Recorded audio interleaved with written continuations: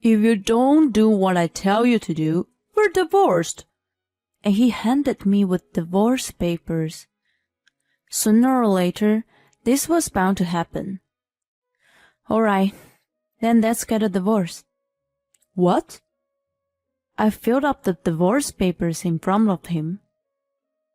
All right then, I'll fight it.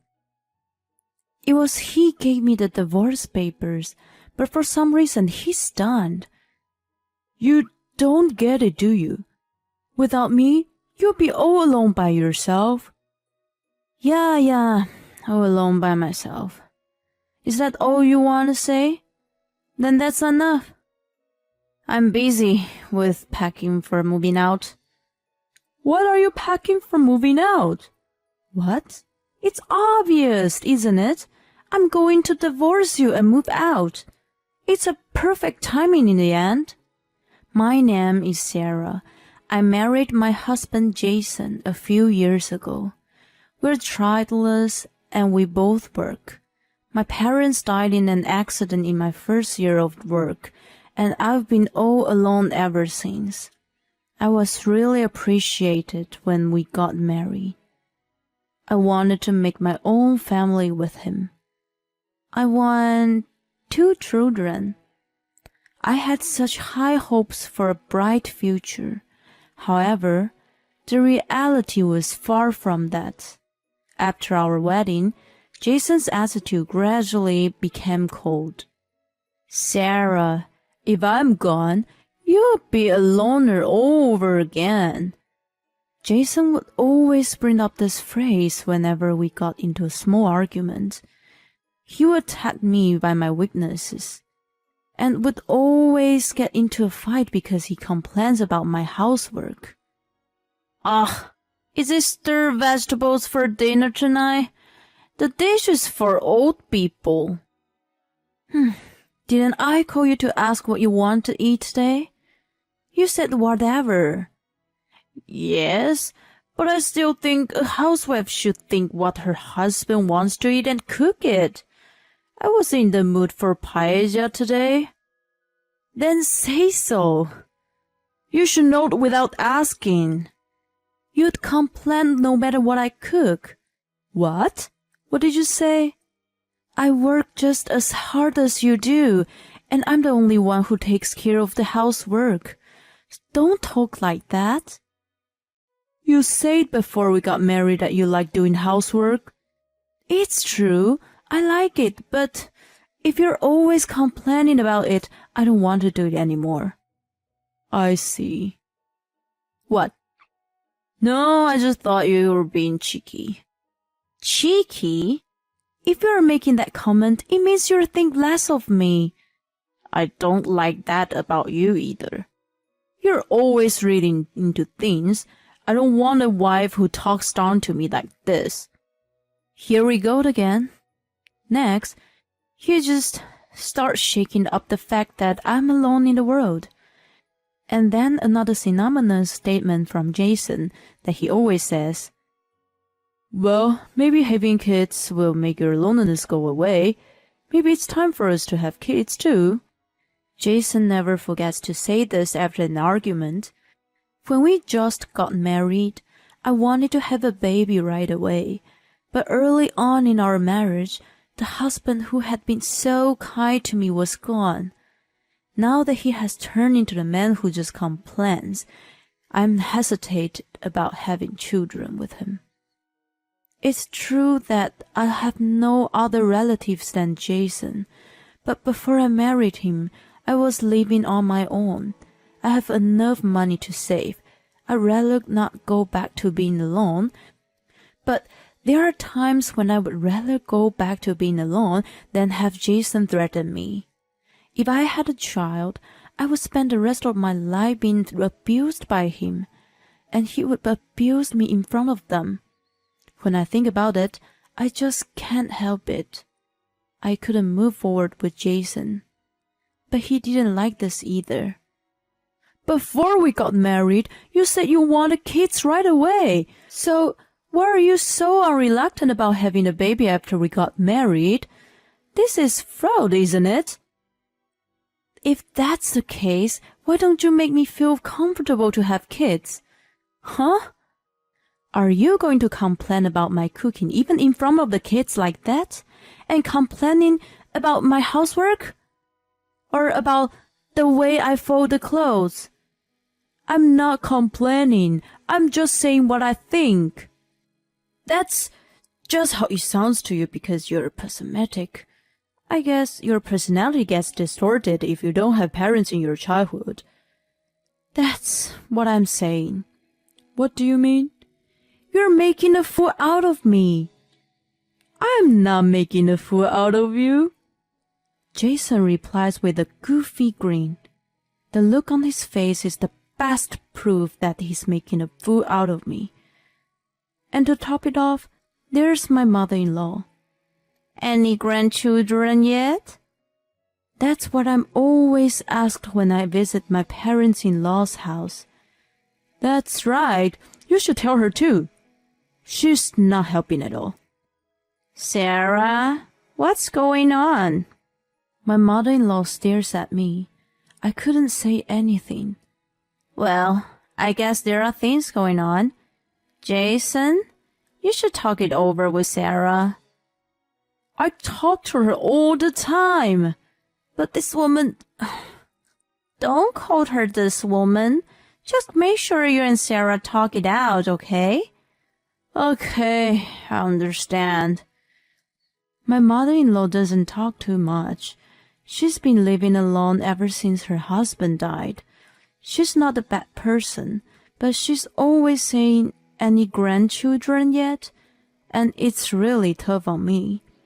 I can tell she's really looking forward to it, so I could never tell her that. I'm not sure if I want to marry your son because of his personality. I had no choice but to keep my mouth shut. Then my mother-in-law had an accident. I got a call from Jason and left work early to rush to the hospital. I guess I arrived early than he did. I'm sorry for disturbing you. Mother, are you all right? I'm fine. As you can see, I'm well. It's just that, I broke a bone in my leg. Oh my God, you don't have to cry like that. I just burst into tears. I'm sorry. I was afraid I might also lose you by an accident. I was so worried on the way here. Oh, well, I guess he didn't tell you well. I'm sorry I made you worried. I'm sorry you had to remember what happened to your parents. This was the first time my mother-in-law and I talked about a lot of things. You should go home now. No, but I'll wait for Jason to come. I'll go home with him. Then my mother-in-law sighed. He's not coming, so you can just go home. That's not true. I'm his mother, I know. It's sad, isn't it? And my mother-in-law was right. He didn't show up even after visiting hours. When I came home, he was watching TV. What are you doing? What do you mean? You called me to tell that your mother had an accident today, didn't you? So why did you come to the hospital? Oh, I thought you were going. One is enough, right? She's alive anyway, right? Then it's not a big deal. She's the only mother you have, right? Shut up. Just make me some food. I'm hungry. You haven't eaten? Of course not. Why should I spend my own money when you're going to cook? I am not doing it. I'm not cooking. I'm going to bed. Don't you dare talk to me like that. You know, if you make me angry, you'll divorce me, right? Then do it. I was hungry, but I was so annoyed by what Jason said and did that I stayed in the bedroom, determined not to cook a meal for him. The next morning, I woke up and he was already gone, and from that day on, he never came home. I guess he was hiding out at his parents' house. I just left him there. After work that day, I rushed to the hospital where my mother-in-law was. I didn't tell her about Jason. I didn't want to cause unnecessary worry to my mother-in-law, who was in the hospital. I went to visit her every day while she was hospitalized. Thank you so much, Sarah. I know you and Jason are not getting along. Thank you so much for looking out for me in that situation.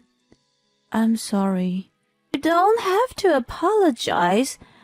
I could imagine what happened when we know that you didn't want to have kids. He must have done something to you. I didn't know what to tell my mother-in-law.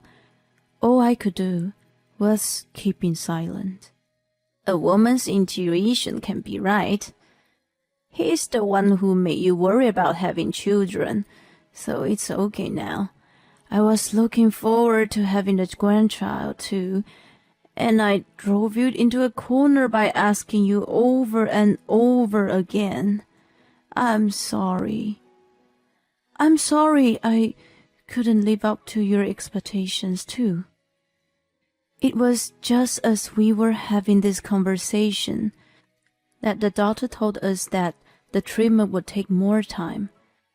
But she's about to discharge it from the hospital. She lives alone. She will need someone to help her until her legs heals. So I came forward to help her. I talked to the company about it, and they gave me permission to work remotely on a limited timeline. When I told my mother-in-law about it, she felt sorry for me to go through that, but I persuaded her strongly. On the day of the discharge from the hospital, I picked up my mother-in-law and arrived at my in-laws' house, but it was awkward to see Jason. He should still be at work at this time. I was supposed to meet him at night, and as the evening approached, I felt uncomfortable. My mother-in-law is looking at me strangely. Actually, we had a bit of fight with Jason, and he left the house, so we'll be seeing each other for the first time in a while today. My mother-in-law is looking awkward. See each other where? This is the only place I can think of where he would go. Then my mother-in-law's face turned stern. I see. I'm sorry. Why are you apologizing? Jason is your precious son. I'm sure you're uncomfortable with the fact that I blamed him for our quarrel. No, not at all. He's the kind of boy who never comes to visit me. What? He never came to visit you? No, never. I was mortified. My mother-in-law was in the hospital for 2 weeks, and he didn't visit her once during that time? What an asshole! Well, he's not a sweet boy, is he? Well, you mean... Sarah, I need you to calm down and listen to me. He doesn't have a key to this place, so he is not here. That means... It's okay, I have an idea. Let's talk about you and me first. And then my mother-in-law made me a surprise offer. A week passed, and I was back in the house where I lived with Jason, packing my bags. As I was packing my bags, I heard the front door open. Oh, just in time. I wanted to talk to you. I'm busy. How's Mom doing? Why don't you come see her for yourself? Huh? You're the one taking care of her, so I don't have to go. I mean, you're the one who's supposed to be taking care of Mom. If you don't do what I tell you to do, we're divorced. And he handed me with divorce papers. Sooner or later, this was bound to happen. All right, then let's get a divorce. I filled up the divorce papers in front of him. All right, then, I'll fight it myself. Jason was the one who gave me the divorce papers, but for some reason, he's done. You don't get it, do you? Without me, you'd be all alone by yourself. Yeah, all alone by myself. Is that all you want to say? Then that's enough. I'm busy getting ready to move out. Why are you getting ready to move out? What? Oh, it's obvious, isn't it? I was going to divorce you and move out. It's a perfect timing in the end. Then who will take care of Mom?